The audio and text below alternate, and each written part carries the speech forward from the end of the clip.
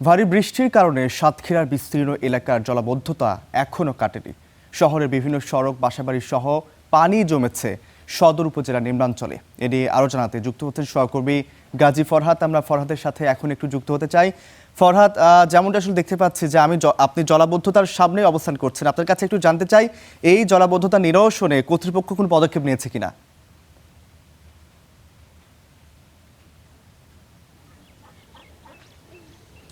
রৌফ, আপনাকে ধন্যবাদ। আপনাকে প্রথমে জানিয়ে রাখি, সাতক্ষীরাতে একটি পৌরসভা রয়েছে এবং সেই পৌরসভা কিন্তু প্রথম সারির পৌরসভা।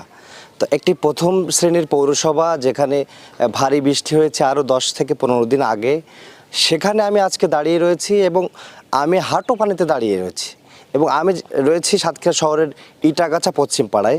আমার পেছনের যে রাস্তাটি, এখানে প্রায় 200 থেকে 250 পরিবার এই এলাকাটিতে বসবাস করেন। এই রাস্তাটিও দেখছেন যে ডুবে গেছে। শুধু তাই না, পাশের যে বাড়িটি, সেই বাড়িটিও আমি একটু দেখাতে চাই। সেই বাড়িটির উঠানও কিন্তু এখনও ডুবে রয়েছে।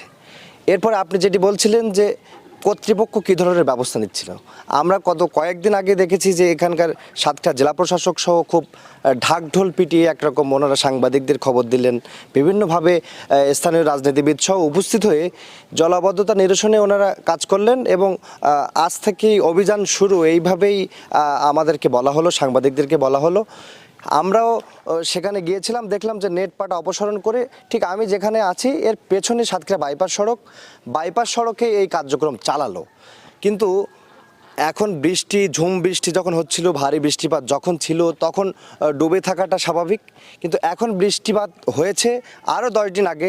এই মুহূর্তেই দেখছেন যে আমার পেছনে যে বাড়িগুলো রয়েছে সেগুলো একবারে পানির মধ্যেই রয়েছে। তো জলাবদ্ধতার যে কি অবস্থা এবং প্রশাসন যে কিভাবে ভূমিকা পালন করছে সেটি নিশ্চয়ই আপনারা বুঝতে পেরেছেন। তো রৌফ, সাতক্ষীরা থেকে এই ছিল আমার কাছে সর্বশেষ। ফরহাদ, আপনাকে অসংখ্য ধন্যবাদ আমাদের সঙ্গে যুক্ত হয়ে গুরুত্বপূর্ণ তথ্য দেওয়ার জন্য।